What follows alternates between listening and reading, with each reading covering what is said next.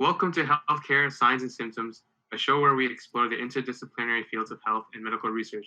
Tune into the bi-weekly conversation with UOHS as we cover the latest topics in science news. My name is Brian, and I am joined with Assam. What's up? So today we're going to be discussing men's mental health specifically, and also its prevalence through society. So before we get started, I'm just going to give a quick disclaimer that we are obviously not experts. We're just having an open, and educated conversation as undergraduate science students about a topic that we believe is obviously very important in society. So kind of just to get into, well, right now obviously it's Movember, which is obviously like a month that is it's pretty much just to give well, it's essentially just to bring awareness of the fact that obviously men's mental health has not been really looked at enough. And so just some quick facts here. While men and women do experience many of the same mental health disorders, the willingness to talk about it and their feelings are very different. And also there's a perceived standard of masculinity and stigma surrounding men seeking support for mental health. That's still obviously a very big challenge. And then in scenarios where there's a lack of conversation surrounding mental health, the absence of communication may lead to worsening of those particular conditions and also an acute state of that particular disorder. And just another quick fact here, around 10% of Canadian men experience significant mental health challenges in their life. 1 million men, or 1 million Canadian men suffer from depression every single year. And on average, 4,000 Canadians take their life each year, of which 75% of that particular category are men. And then if you're getting into the particular groups of society, you realize that Indigenous men have a much higher suicide rate than those of the national average. In particular, Inuit men have 11 times the national average in terms of suicide rate, which is obviously very, very extreme. Um, and then in certain areas of the country, it varies too. For example, the highest to lowest suicide rates you'd look at Nunavut and Northwest territories, which are obviously more indigenous than Alberta, Saskatchewan, and Quebec, and they have a much higher suicide rate than those other provinces. Great, so that's really great start to the topic. And men's mental health is super important, as you can see in like social media. A lot of people have been doing running challenges, like running 60 kilometers in this month itself, just to Yeah, raise I money. have a friend who's doing that actually. He sprained his ankle, but he Oh told me no. he's like before like the end of the month, even though it's snowing right now. But he said he'll try to do the whole like he'll try to complete the kilometers. But I told him it's snowing, so I don't know how it's gonna work. Might have to do it on a treadmill or something, but we'll see. Yeah, it's really like it's a really awesome thing. Like I know someone who's like running 100K kilometers just to raise awareness for this, because I believe he said like anecdotally his father had a lot of mental health issues, and as my friend was growing up, he saw all that, and it like affected his life and his daily living. So that's why he took the 100 kilometer running challenge to raise money for this in November. So that's pretty interesting. Yeah, it's on. Honestly, it's pretty cool the fact that like there's a lot of different people doing like there's definitely different challenges you can do, and at the end of the day, it's just to obviously raise awareness, but also raise money too to a particular charity that's like for example, Movember is a charity technically, and you could donate money to it depending on like what like if people are making fundraisers, most of the money goes towards a charity like that. So it's a pretty cool idea. Yeah, so let's break down some of these stats and talk about men's mental health. So, what do you think about among Canadians? The suicide rates are 4 out of 5 for male. Like, that's pretty Ooh, yeah, prevalent. it's kind of deadly. That's I mean, if we're getting into like in terms of why is it that high? Like, I mean, look, I mean, why is it that high? Like, why are 4 out of 5 suicide men as opposed to like why is it not even or something along those lines? Um, I think it goes back to kind of the what we said earlier was that we're not. I think we're conditioned to not look for help as much because it seems like it's not masculine of us to like look for help when it comes to mental health disorders or when it comes to issues or even just talking about feelings and stuff like that. and when you keep those cramped in, and you don't have like an outlet to rant to, I guess, in a certain sense, it can really really affect your way of life. Like it can really affect your way of life, and your relationships, and your work, even literally anything across social interactions can be affected. Yeah, there's a few stories where a very successful businessman, like in the multimillionaires, he, everyone looks at him like, oh my goodness, he's so successful, like he has everything going for him. But like little did people know that the person had like mental health problems, and he ended up taking up his life away, like which is really sad. But like it's like crazy because like a lot of people try to reach that kind of goal, like or Yeah, yeah. getting Like financial everyone wants to be rich. stability, but like at the cost of doing that, one may forget about their own mental health. So it's like really powerful. Yeah, and And honestly, it is it's kind of like it still is on topic, but I feel like a lot of times when you see um kind of, I guess, like there's certain things that can be like there's certain behavior that you could attribute to um some one way or another, some sort of I guess like some sort of lack of, or some sort of like it's kind of like a symptom of the of an issue, where sometimes like you see a lot of people who are I guess like a behavior of being very materialistic, being I guess in a sense, like I said earlier, like in terms of the public view, they'll look like they're, they're living a life, they're doing really well, they're buying all these really really expensive things, um, and then you realize that kind of behind the scenes, that's just an image of like that's just an image that they portray, but in reality, what's going on behind the scenes is not that at all. Like there's there's a lot of stuff that like obviously that particular person does not want to make public, or does not want to be seen as being public. Especially with celebrities, you see that a lot. yeah, honestly, it's I'm trying to give an example of something that happened. Oh, Very like a successful celebrity. person. Yeah, like a celebrity Mm. that I believe. Oh right, I might be wrong, but I believe they're like the very famous like EDM. Uh, oh, there's famous rappers too. I forget the name of the person, but I think it was Mac Miller. Was it? Oh yeah, he's the one who Yeah. passed away. Yeah, yeah, that's him. Yeah. So like one crazy thing is like a lot of this has to be maybe contributed to like societal expectations. Like like if someone's a very famous artist, like they have to keep pumping out music. They have to keep pumping out Yeah, events. they got record label deals, and they got money that comes in. We decided that our focus was to be more like a U.S. medical school. Our curriculum is set very, very, very similar to the LCME accredited schools in the U.S. Because we are also CAM accredited, that means that our school follows those same guidelines and structure that the U.S. schools have to follow. Trinity is a great choice. At the end of the day, we want to be doctors. It provides a pathway to the same goal, and I think it's turned out to be a better path. I faced challenges that I wouldn't have otherwise faced, and I think that's made me grow as a person, and it's made me more resilient, and it's built a lot of character that I think will be helpful for me in my future career. Trinity pushes us to success in becoming doctors, which is our goal.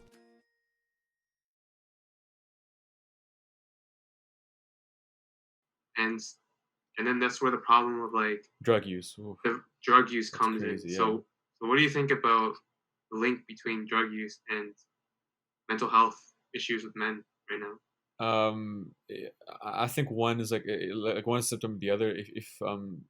If you're dealing with a certain issue that you have going on, high stress, high anxiety, like low self esteem, and you want to find, I guess, instead of using an outlet that would be beneficial to you, or something, like if you, instead of looking for a long term solution, like seeking help, talking to friends, just touch talking to people in general.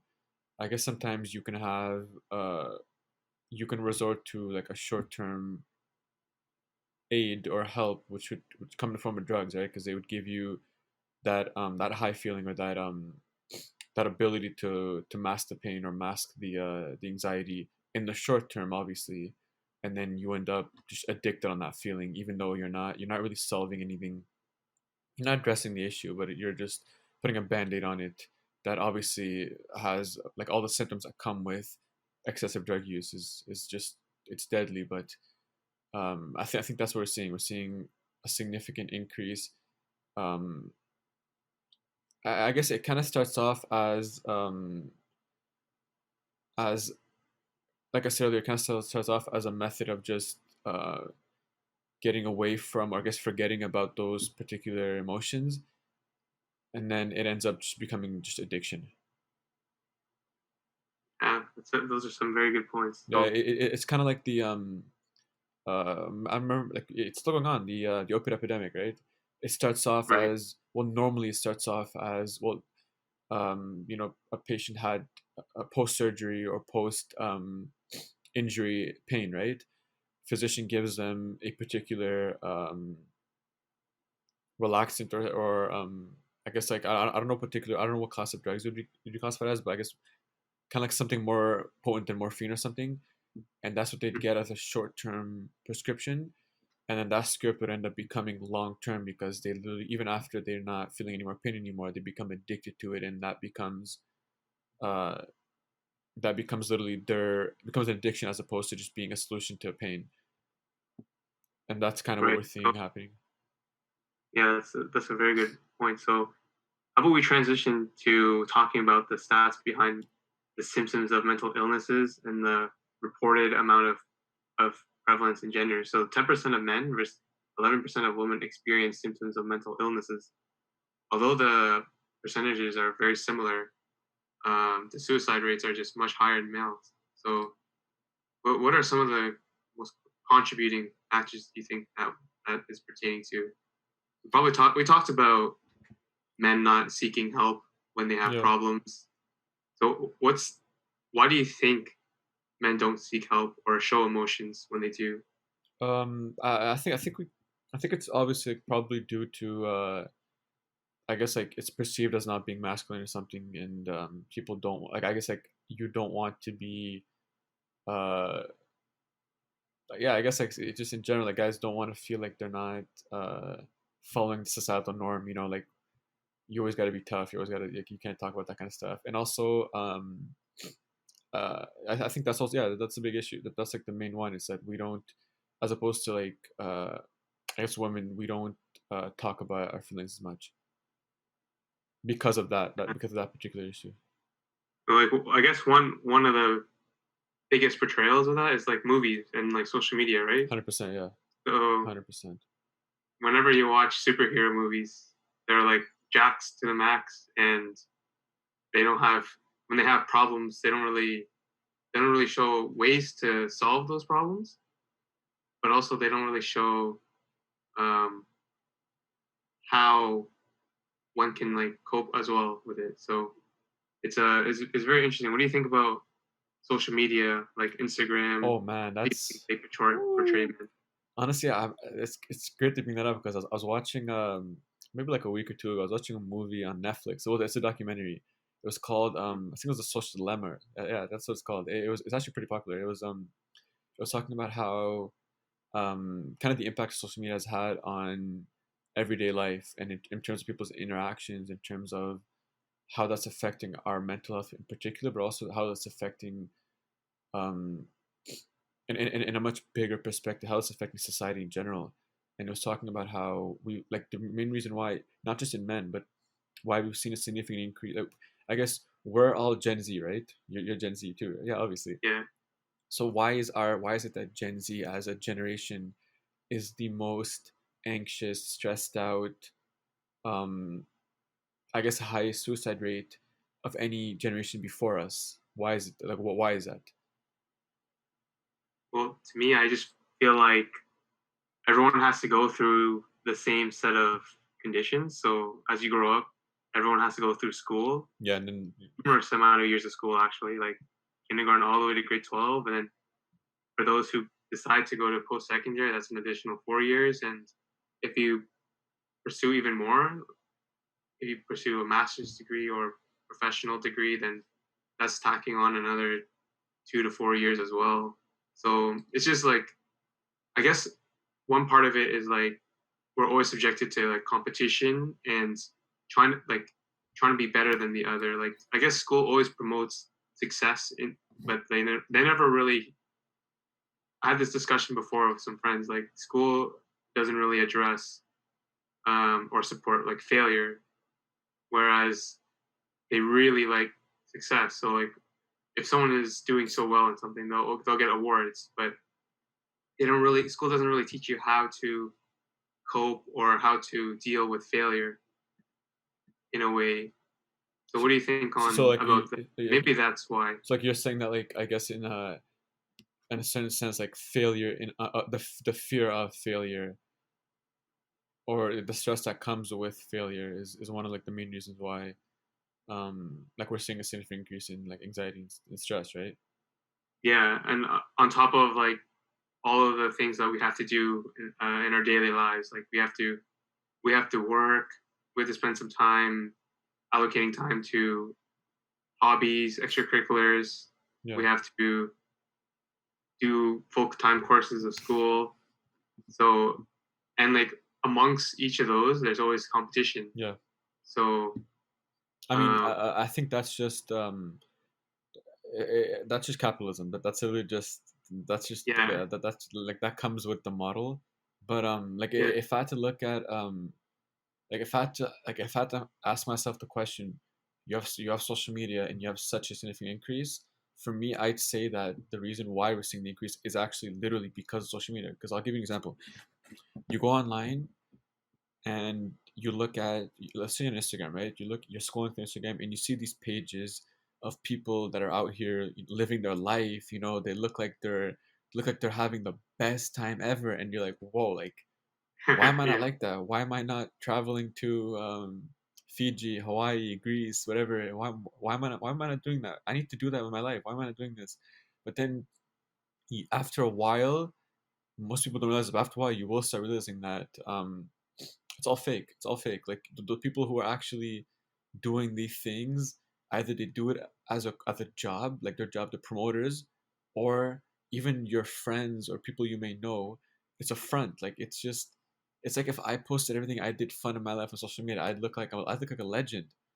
But yeah, it's like the fact that people do that sometimes you forget that in a certain sense that's not how their life is 24/7. They have the same issues you're dealing with. It's or maybe different ones, but they have their own issues. It's not when you look at social media and you see all these different lifestyles that are being done, or even celebrities and promoters.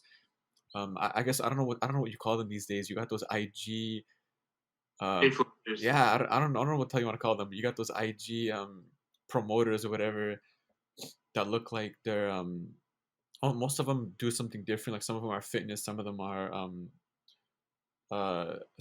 lifestyle stuff, some of them are nutrition. Like it depends on what they do. But you see all these different entities and how they're living their life. And sometimes that can be detrimental to your health because, for example, if you're looking at a fitness page and you're like, damn, like I want to be like that. But in reality, the person that you're looking at may not be, uh, not necessarily that's not achievable, it's that it's extremely hard to achieve. And the amount of work that it would take to achieve is just not, it might not even be possible because of obviously genetics and access to resources. And even sometimes that particular individual may not be all natural, right? So you're looking Yeah, at that and you're like, damn, I really want to be like that or something, and I'd love to be like that, but in reality, or why am I not like that? But you can't really be like that because it might not person might not be natural, but they might be on some sort of especially when it comes to like bodybuilders and stuff, they could be on steroids, it could be on hormones to increase their gains. Or in cases of like models and stuff, they might be on some sort of like plastic surgeries and stuff, right? So you yeah, might not like it's not exactly possible to do that. So then that could hurt your self esteem, your feeling of yourself because you're like, oh, why why can't I look like that? Why do I not look like that? So I think that's a big issue, and also the fact that kind of like the whole thing of post whenever you post pictures like, oh my god, I want this to look so good, it has to be so good, yeah, how many I guess what's another, oh yeah, how many likes you get and stuff, like that kind of stuff for certain people can be kind of like a reflection of themselves. So if they don't get a certain amount, or if they don't, people don't comment whatever on their pictures, that could hurt them. That could hurt their self-esteem, that could hurt their confidence. So yeah, like these things were all like the documentary I watched literally went all over these things, and it was just very eye-opening to see that the benefits of social media literally do not outweigh the negatives. Like we'd be probably a better society if everyone just uses text message and that's it. Yeah. So just to sum those really good points. So the first ones being like reality versus Fiction, yeah. alternate distorted image that like everyone is subjective to. So when you're looking at your phone and social media, you're gonna look at people who are 20 years old with Bugattis, Exactly. Oh my god, that's and the big one. Yeah. and you would be like, how is that possible? And a lot of people are doing a lot of their learning, social learning, through their phones now. Like you're not gonna be looking at someone in person as much as looking at someone who's posting on social media, and looking at how they act, what they do, what their life is like, how do they compare to you. So that's the That's a big first one. Yeah. major point that you said, and I agree, that's a very good point. And then the second point is like the point of social media is to show yourself to people, and obviously you don't want to show A bad image. Yeah. times or failures. You only want to show success, and you want to show the good stuff that people want to see. Or so that also contributes to this creating this atmosphere or this environment where it's like, oh, you have to be like this, and you have to post this kind of stuff to get likes. And what does get likes are pretty interesting, as you said, in like fitness builders and bodybuilders. Like everyone, you always talk to people, other guys, and be like, wait, is this guy natural or is this guy not natural? And then you have the argument, right? Like someone's like, no, they're natural. Someone's like, no, they're not. That can't be. But you'll never really know. Yeah, exactly. So that's interesting. And so that's to sum up that part. So let's move on to the second segment, which is the concept of masculinity. So in a way, masculinity is a little bit toxic. So it expects us to be a specific type of person and act a certain way, look a certain way. So there's no really any variance naturally occurring. So what are some of the common toxic masculinity examples that you can think of, Masan? That's Just a on the real spot, man. just on the spot like that, I'd probably say, just don't like try to be independent. Don't lack of emotions, I guess, in a certain sense, where besides specific emotions uh like kind of like being tough, I guess it's not like you shouldn't express that. Don't do any like don't show weakness, and like you know what I mean, like in a certain sense, don't show weakness. And Right? then I guess that also leads to um suffering. Like if you do not show any emotions and you do not talk, like I guess people can't, nobody can tell what's going on if you don't show it or if you don't talk about it, right? Whether it's verbal or non-verbal, if you don't show us an emotion, nobody can tell. Like it's not possible, right? So you would end up in a certain sense, you'd suffer in silence because no one would ever know about it, especially if you don't reach out to talk to um, particular entities or like individuals who are like experts in the field. If you want to see help at a therapist or whatnot, there's no one to Right. talk to. Like it does not be a friend; it could be an actual professional. But if you don't do that, there's nobody will ever know.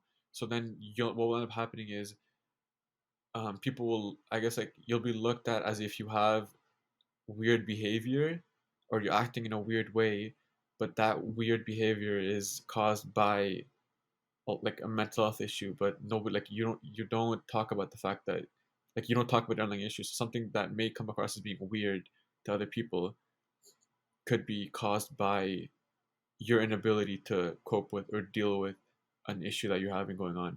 So I guess in a certain sense you could end up um that may hinder like your social life in a certain sense, because you'll come across as just being strange or weird, and antisocial, I guess, would be a big one. Hmm. So yeah, I guess that kind of it's like a cycle, right? You come across being antisocial, you display behavior that's not very attractive to making friends, which means you have no friends to talk to, which means you're like it kind of which means like it makes your obviously everyone needs friends, everyone needs someone to talk to. It makes your life even harder, or makes your life even more depressing, more like less socialization, less it makes you more kind of like just to keep it makes you more keep to yourself as opposed to talking to anyone else, and that kind of feeds Right. off. It keeps feeding off itself. Yeah. Right. So yes, those are some really good points. Like just to sum up, is like no emotion, not showing any weakness, not depending on people, uh, and if you do suffer or you're experiencing some problems, then you got to do that so in silence. So that's some of the problems that are very common Yeah. uh, in men. So let's talk about some alternatives. As you know, nowadays, as we advance and there are more opinions and everyone's open, there's more acceptable behaviors now as well. So one of the cool things that we did and looked at was men painting their nails and wearing makeup. So as you know, makeup and nail polish have traditionally been seen as feminine and marketed to only women. But lately, there's been stars, celebrities that have been using makeup and painting their nails, like Harry Styles, Post Malone, Aesop Rocky, and etc. And many of the fashion brands, and if you look at covers of magazines, uh, even men are being subjected to using nail polish or makeup and that sort of thing. So that's like something that's like non-masculine, but in a way, like what do you say about that? Like when you see a magazine with celebrities with that are men with nail polish, like I mean, like personally, like I don't like I would like personally I don't do my nails or anything. I don't use makeup or anything because I just mhm, don't like it's not something like I'd want to do. Like it's not like I don't do it not because it's like feminine or anything. I just don't like I don't feel like it's not something I'd want to do at all. Like I just don't feel like doing it. But in terms of like the fact that it's being more obviously it's like transitioning towards men too. Like in my opinion, it's one of the things where like if someone wants to do it, there shouldn't like it shouldn't be a gender barrier to doing it or not. If you want makeup on, gives a shit with makeup mhm, on. Like it's not like yeah, it's not someone's business if you want to do it or not. So like it shouldn't be just um like specific to a gender in a certain sense. Obviously, like companies market it to women because that's their main clientele. Like that makes like I understand that. If you're a makeup brand, you're not gonna you will rarely advertise your products to men because there aren't enough men that use it. So you want to market it to women. Like that makes sense. It's just simple business. But besides that, like if someone would want to like it doesn't matter what gender they are, if someone would want to look at using makeup or not, or using I don't know, and like you said earlier, painting your nails or something. That's the gender shouldn't be a barrier to that. You can like no one should stop at the fact that I can't do this because of my gender. Like that obviously shouldn't be an issue at all. Just like for example, there's certain things that it goes both ways, right? There's certain things that women may mhm, want to do that's obviously more that's like historically speaking or society like in society is much more common for men, but that shouldn't stop them from doing it. Like there's no barrier to that kind of stuff, especially because at the end of the day, like what is someone like what does it matter if someone's a male or female and they're using makeup or nail polish, or like what is it, how does that affect anyone else's life? Like that's their business, and it shouldn't even matter. Like it's just one of the things right. that it's their business.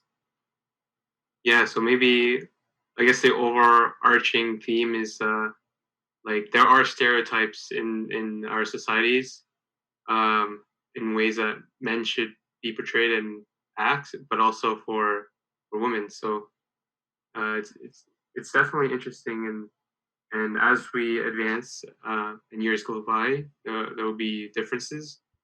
So it's a good thing that we acknowledge that there's a definitely a stereotype and a little bit of a bias in ways that we should act. So let's move on to our next segment, which is personal accounts and struggles with. And obviously, we're not experts, No. and obviously, uh, but let's talk about our own struggles. So, Bassem, do you have any immediate problems that you can think of in your own daily living that you can see yourself being subjected to men's mental health issues, or it doesn't have to be an actual, like the degree of severity is obviously different. Yeah, yeah, it varies per individual, but like in terms of like uh in terms of like just like kind of like the fact I mentioned, like the stuff I mentioned earlier would probably be like kind of like the social media stuff. That would probably be it. But I feel like that used to be a while ago, where I used to look at social media and be like, oh my goodness, like why these people are living life like this? Someone's living life like this. Like why am I not doing that? But I think that's not specific to men. That obviously like women, that happens to them all the time. Like it's that's just a social media issue in general. I think that would be kind of like something I used to like look at and be like, whoa, like that's crazy. But now I feel like now that like I've realized that like that's just not like all just an act. It's not. So, Right, like I've learned how to differentiate between fact and fiction. So it's not really that prevalent of an issue. Like I don't feel like that's an issue to me anymore. But I mean, besides that, I don't feel like there would be like a specific case that I could just give that would be right, specific to just men's health. I think it would be more towards just mental health in general, I guess, in a certain sense. right. What about you? What do you got? So I guess for me, I'm like I'm very positive in the fact that like if I have a problem, I'm always gonna look for a solution, and I'm always going to like take a lot of time to reflect. So I wouldn't say I have any problems that we covered in like men's health, but if I did have to nitpick one thing, then I guess when I have a problem, I don't ask for help. I always like do it, think about it myself, Yeah, no, I feel you. and critically think where I can go, where how can I solve my issue?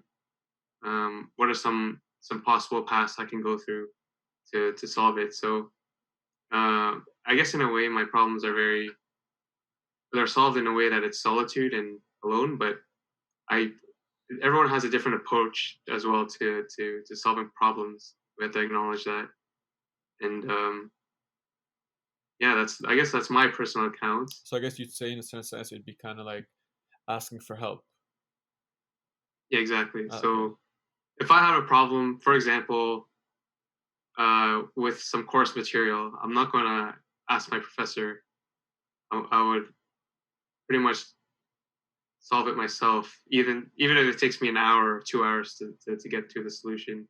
But also, if I'm having any personal issues, yeah, I would probably start off with just thinking about it myself in a way. So I Like can definitely reflect on that being kind of similar. I think that's kind of the crazy part about it though is that well you may look at that and say that's like there's kind of an upside and downside to that too though. You're very Hmm. independent, which means you can get like you're much more likely to get stuff done on your own in a certain sense, and that could be seen as a positive. But then the fact that obviously looking for help can be a huge benefit, like in particular situations and certain times. So I think, like you said, it's more of like a balancing act where you should try to be independent, obviously, because that's how you learn most things. It's you have to fail to succeed. So if you Yeah, fail on your own, that will eventually, obviously, hopefully, eventually lead to success. But you shouldn't necessarily not go looking for help. But yeah, in a certain sense, it's like a balancing act. You should try to do stuff on your own, but when you need help, try to complete it on your own. But if you really need help, it shouldn't be a barrier to like you should be able to get the help you want. right. So as we covered personal accounts and struggles with, let's move on to our final segment, which is how do we support this crisis? And what are some solutions you can think of if people are portraying or showing problems in their own mental health as a man? Um, okay, I'll start off with the most like vulnerable sectors of society in general. Because in my opinion, those sectors, like those particular sectors, are the ones they're suffering the most from um, mental health issues. I'd say homeless, like people who are homeless. That's a big one. So we need to not only provide food and shelter, but also provide access to the resources that they need to kind of cope with whatever sort of issues they have going on personally in their life, as opposed to just basic, human needs, or basic, food and shelter. It'd be a bit more than that. You got to expand on that too, because a lot of times what we realize is that someone who ended up, for example, homeless, is not homeless because they just suddenly went broke, or they suddenly did not have the money to live. They couldn't pay rent anymore. There was a cause of that, and a lot of times that cause can be gambling. That's a big one, and gambling a lot of times Mm-hmm. gambling can be caused by um kind of some sort of mental issue, or it can create kind of that addiction in a certain sense to uh, kind of, I guess, that feeling. And honestly, I didn't look into it too well, but kind of like that feeling of um, I guess, like that feeling you get when you're gambling.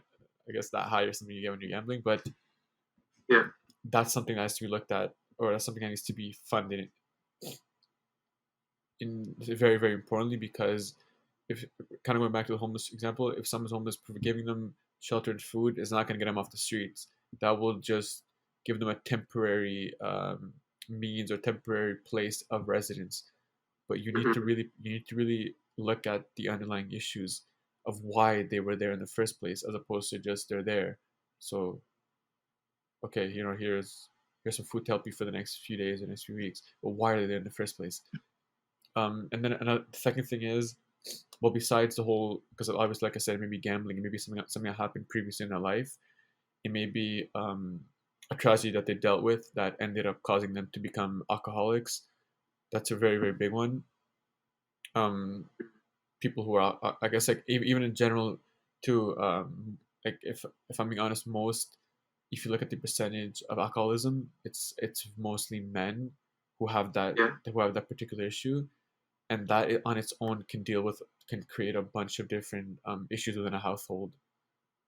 And that's not, obviously, alcoholism not just associated with, it's not just with men, but it's much more prevalent in men, and that can impact not just their life but people's life around them, because that can lead to domestic violence issues, domestic abuse issues. Like that's, if you're raising children and you have the particular person in the family is alcoholic, or the husband in the family is alcoholic, that's obviously that's a big, big issue. So I think in a certain sense we need to not just fund, but make these resources more mainstream, as opposed to kind of looked at as, oh, you go see you have a therapist or something. Like that's someone may not like it should be like, oh cool, like why do you not have a therapist, and why do you have a therapist, right? As Yeah. opposed to, like, if someone's like, oh, I have a therapist, I'm like, well, why do you have one? Well, it should be more of, why do you not have one?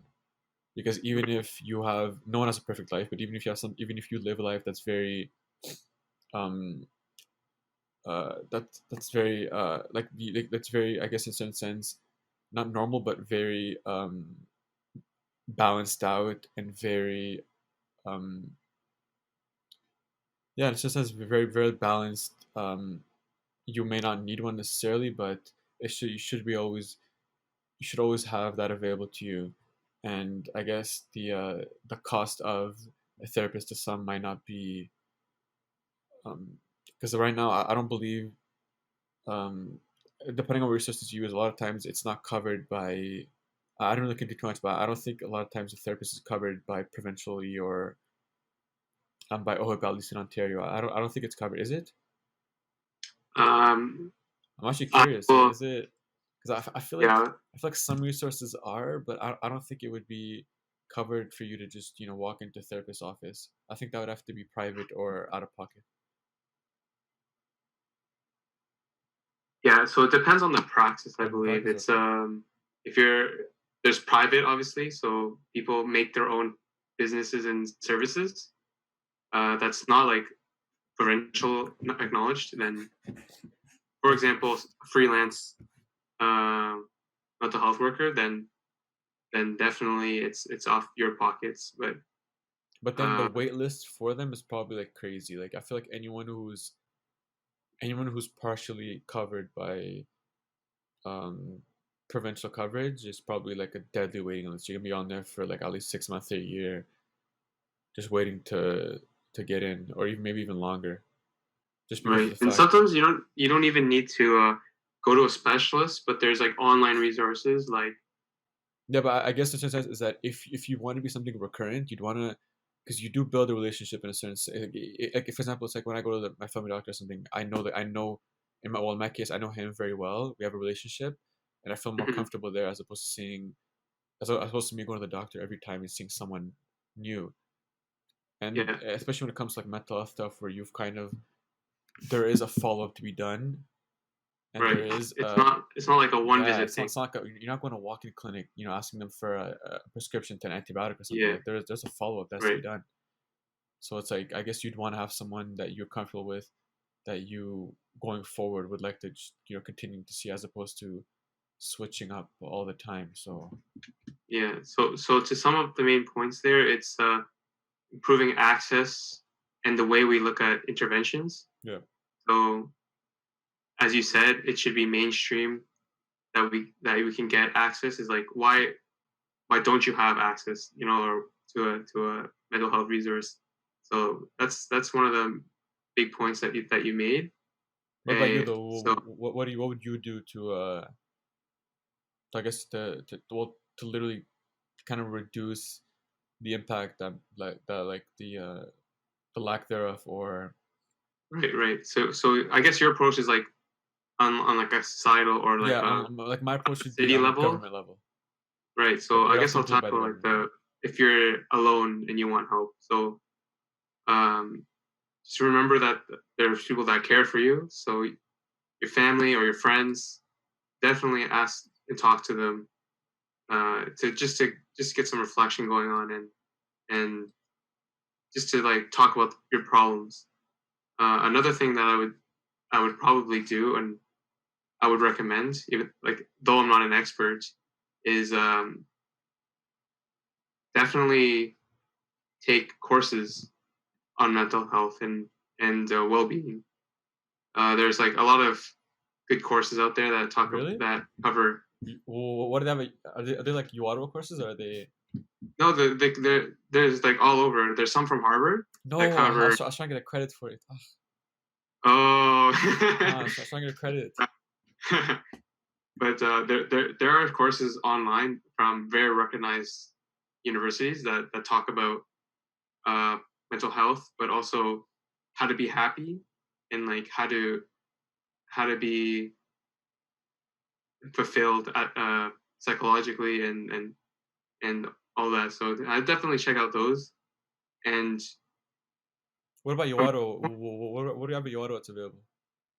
I believe for Yo Ottawa, I don't know if there's courses that are available. No, I I haven't meant double as in checked. resources, because every once in a while they send out those emails that have Right, right. they have the That's resources. a I yeah. read them, but like So sometimes like student care ones, those are like they just send out a few different emails.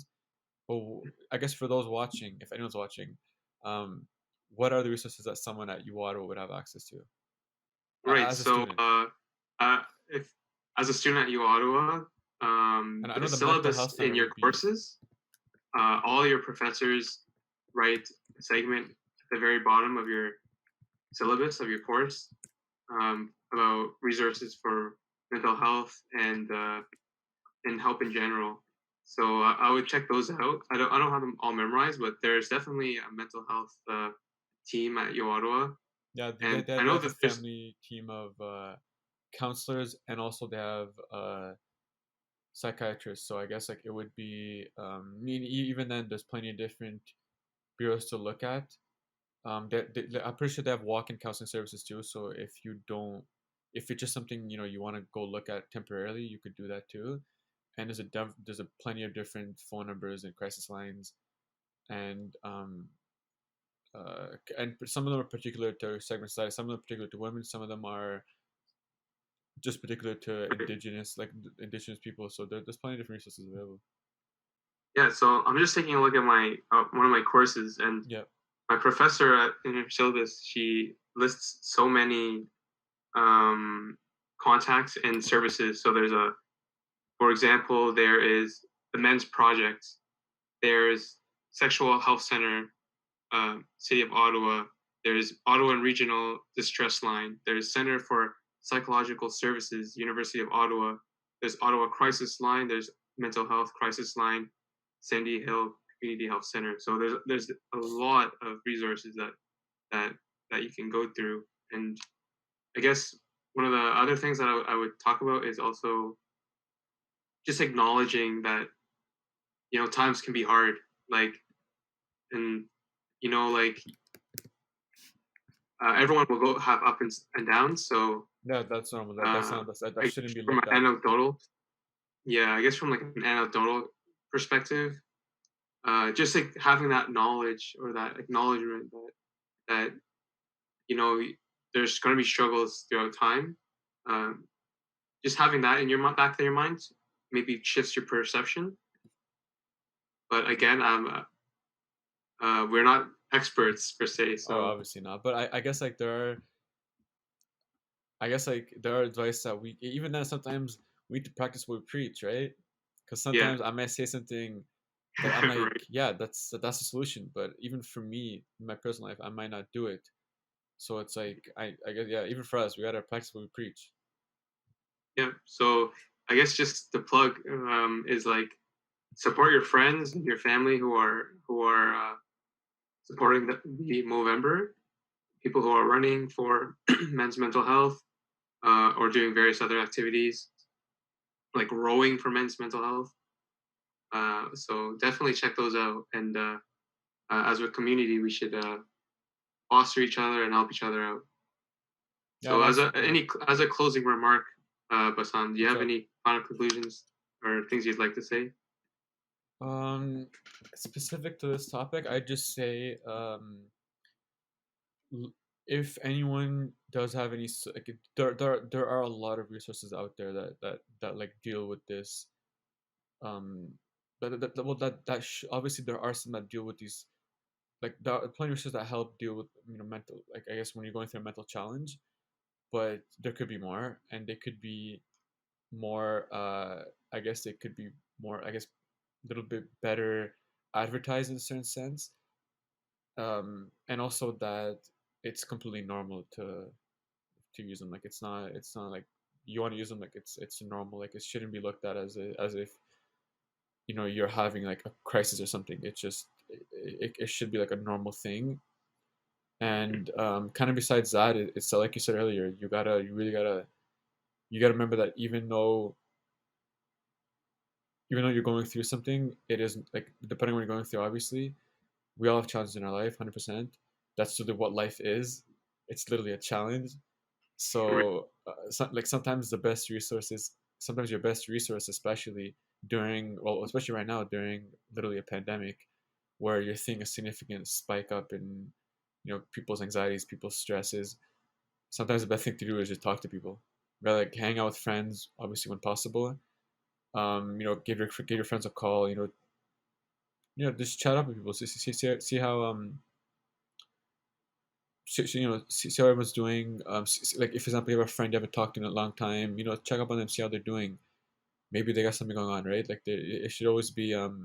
We can be very proactive in terms of helping those around us deal with something that we may not know is going on, or maybe not, maybe going on, but we don't know about. Because obviously, like I said, there's people that can be very good at kind of masking what they're going through, right? Right. Yeah. So as we conclude this podcast, we'd like to thank everyone who listened in. And if you have any comments, concerns, or questions, definitely post to the UOHS website and our contacts there.